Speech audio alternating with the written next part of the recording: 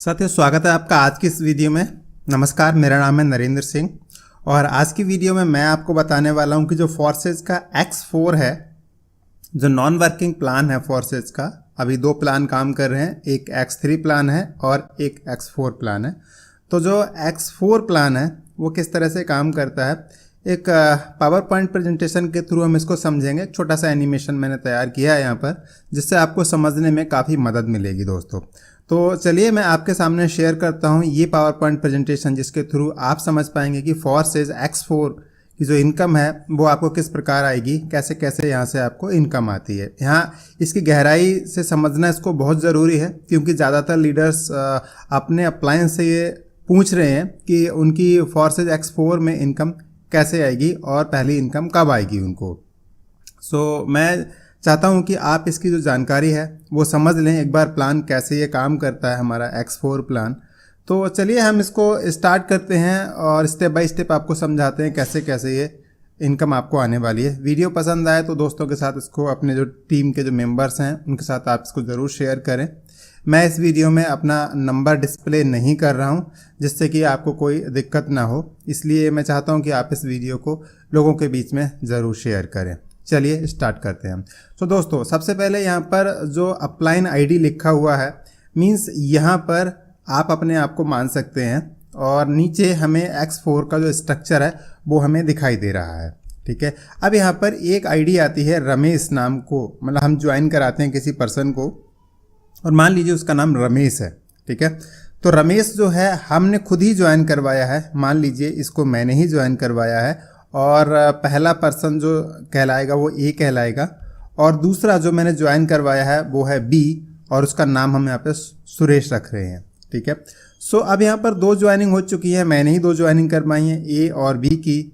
तो अब जो मैं तीसरी ज्वाइनिंग करवाऊँगा, अभी तक ए और बी ने किसी को कोई ज्वाइन नहीं करवा रहे हैं, अभी तक मैं ही ज्वाइन करवा रहा हूँ। मैं अगली ज्वाइन करवाऊँगा। अभी तक मैंने रमेश को और सुरेश को ज्वाइन करवाया है, मुझे यहाँ से कुछ नहीं मिला है।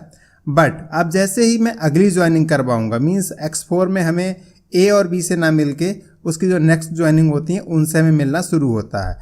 अब मैंने एक और आईडी ज्वाइन करवाई और वो ए में पहुँच जाएगी, हम उसे A1 कह रहे हैं यहाँ पर। तो महेश की जो ज्वाइनिंग हुई, इससे मेरे पास में इनकम आएगी। कितनी इनकम आएगी? जितने भी डॉलर का ये स्लॉट होता है। फिर मैं जो अगली ज्वाइनिंग कराऊंगा वो सुरेश के नीचे जाएगी, और मान लीजिए सुधा की जो ज्वाइनिंग है वो सुरेश के नीचे पहुंच जाती है। ठीक है, फिर मैं नेक्स्ट ज्वाइनिंग कराऊंगा वो कपिल के रूप में जाएगी रमेश के नीचे।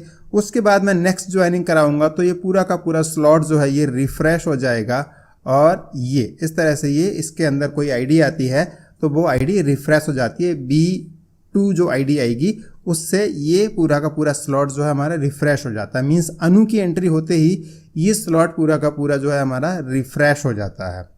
तो चलिए अब हम इसको थोड़ा और डीपली समझते हैं कि आपको इनकम कैसे आएगी। ठीक है, अभी रमेश को इनकम नहीं आई दोस्तों, यहाँ पर अभी रमेश को कुछ नहीं आया, क्योंकि रमेश के ए और बी कंप्लीट हुए हैं, सुरेश के भी ए और बी कंप्लीट हुए हैं।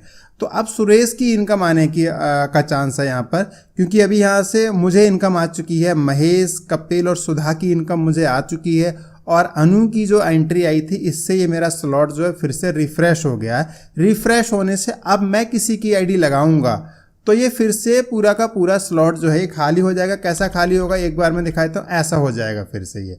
तो मैं फिर कोई एंट्री लगाऊंगा तो फिर ए और बी के रूप में आ जाएगी, फिर ये ऐसे आ जाएगी, फिर ये सुधा के रूप में, फिर कपिल के रूप में, और ये अनु के रूप में। इस तरह से स्लॉट बार बार भरता रहता है। मीन्स हम जितनी ज्वाइनिंग कराते रहते हैं उनसे भी भरता रहता है ये। ठीक है, तो फिलहाल इसी को समझते हैं, और जो नीचे से रिसाइकल होते हैं उनसे भी ये स्लॉट हमारा भरता रहता है।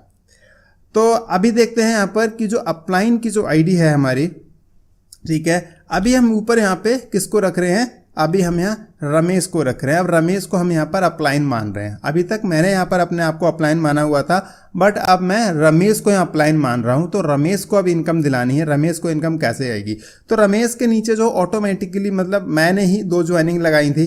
कौन कौन सी ज्वाइनिंग लगाई थी? एक आईडी लगाई थी मैंने यहाँ पर ए के रूप में, जो आईडी आई थी महेश की A1 के रूप में, और उसके बाद में मैंने एक आईडी लगाई थी यहाँ पर B1 के रूप में A2 के रूप में, तो अब हम रमेश का A और B मान रहे हैं। ठीक है, जो रमेश है जिसे हमने पहले A माना हुआ था, अब हम रमेश को सीधे सीधे इसके अंदर जो अपलाइन मान रहे हैं, और रमेश की जो पहली एंट्री थी महेश के नाम की और दूसरी एंट्री जो थी कपिल के नाम की, उन दोनों की जो इनकम होती है वो अपलाइन को चली जाती है यहाँ पर।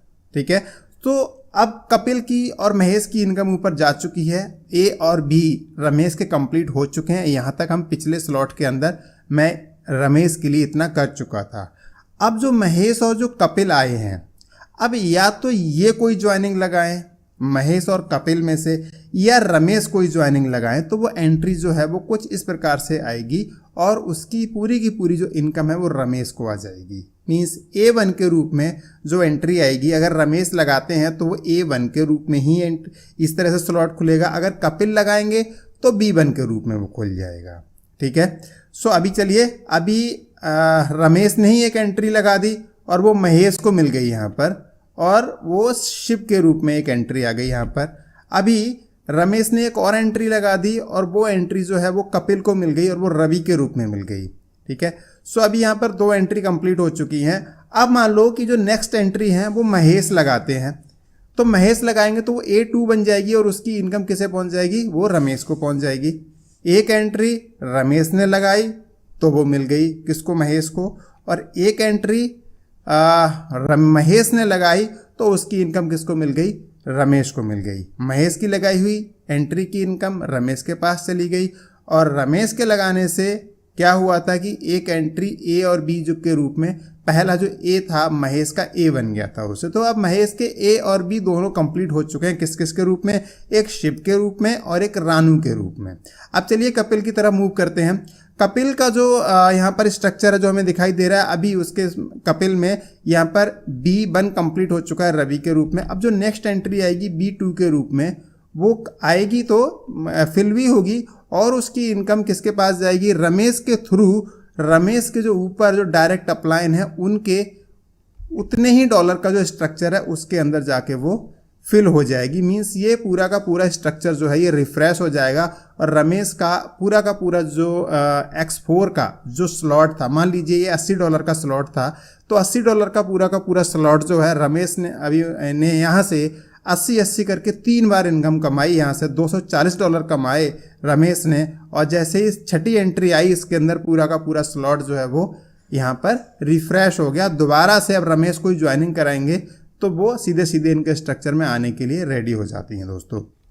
अभी हमने रमेश के बारे में समझा, अब हम समझते हैं यहाँ पर सुरेश के बारे में। ठीक है, मेरे नीचे 2 लोगों की ज्वाइनिंग हुई थी, एक रमेश की और एक सुरेश की। तो अब सुरेश की यहाँ पर समझते हैं। अब देखिए, हमने एक आईडी लगाई, ठीक है, या सुरेश ने कोई आईडी लगाई, तो वो हमने यहाँ तक कि सुरेश का A और B हमने कंप्लीट करवा ही दिया था, आपने देख ही लिया था। सो अब जो है सुधा और अनु, अगर ये कोई ज्वाइनिंग लगाएंगे, अब मान लीजिए सुधा ने एक ज्वाइनिंग लगाई यहाँ पर A1 के रूप में, उसकी इनकम सुरेश को पहुँच जाती है। अनु ने एक ज्वाइनिंग लगाई यहाँ पर B1 के रूप में, इसकी इनकम भी सुरेश को पहुँच जाती है। फिर सुरेश ने एक ज्वाइनिंग लगाई यहाँ पर A2 के रूप में, रेनू के रूप में, और उसकी इनकम भी सुरेश को पहुँच जाती है। बट जैसे ही नेक्स्ट ज्वाइनिंग होती है यहाँ पर B2 के रूप में, ये इनकम यहाँ पर सुरेश के पास होते हुए ये पहुंच जाती है उनके अपलाइन के पास में। तो सुरेश का स्ट्रक्चर पूरी तरीके से फिर से ये खाली हो जाता है उसी तरीके से जैसे शुरू में हमने देखा था। ठीक है, सो यहाँ से ये इनकम ये यहाँ पर हासिल कर लेते हैं और ये पूरा का पूरा स्लॉट इनका रिसाइकल में चला जाता है दोस्तों। तो चलिए, अब यहाँ पर जो इनकम है वो X4 में वो कहाँ से आई, एक बार इसको समझ लेते हैं हम लोग। देखिए, A और B की इनकम ये क्रॉस लाइन और डाउन लाइन के पास या अपलाइन के पास चली जाती है हमारी, और हमारी C की इनकम जो है वो आपकी इनकम होती है, इसमें D की इनकम भी आपकी होती है यहाँ पर, और E की इनकम भी आपकी होती है। C D E की इनकम आपकी होती है, बट F की जो इनकम होती है, मीन्स जो छठी एंट्री जो होती है, चाहे वो C के रूप में हो, D के रूप में, E के रूप में, कहीं पर भी, मतलब नीचे A और B के नीचे कहीं पर भी जो लास्ट की जो एंट्री आएगी, छठी एंट्री जो आएगी, ठीक है, अब या तो वो एंट्री यहाँ पर आ जाए, ठीक है, और या फिर यहाँ पर क्या पेन है मेरे पास में, हाँ हाईलाइटर है, मैं देख लेता हूँ क्या मेरे को यहाँ से कुछ पेन मिल जाता है, हाँ मैं दिखा देता हूँ। देखिए, अब या तो वो एंट्री यहाँ पर आ जाए और या फिर वो एंट्री यहाँ पर आ जाए, दोनों में से कहीं पर भी आ जाए, तो इसका बेनिफिट क्या होगा, आपने समझा यहाँ पर। इसका बेनिफिट ये होने वाला है कि यहाँ पर आपको